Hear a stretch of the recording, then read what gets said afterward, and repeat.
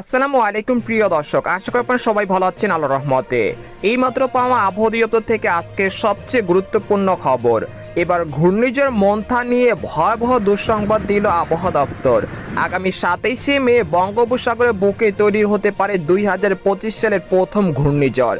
এটি দ্রুত গতিতে শক্তি অর্জন করতে পারে, এমনকি এটি আগামী 28শে মে রাত থেকে 30শে মে সকালের মধ্যে বাংলাদেশ ও কলকাতার যে কোনো উপকূল দিয়ে স্থলভাগে আঘাত হানতে পারে। এই সময় ঘূর্ণিঝড়ের সর্বোচ্চ গতি থাকতে পারে ঘন্টায় 110 কিলোমিটার। এতে করে লন্ডভন্ড হয়ে যেতে পারে দুই বাংলার উপকূল। এতে করে ক্ষতিগ্রস্ত হতে পারে হাজারো কৃষকের লাখ লাখ টাকার জমির পাকা ধান।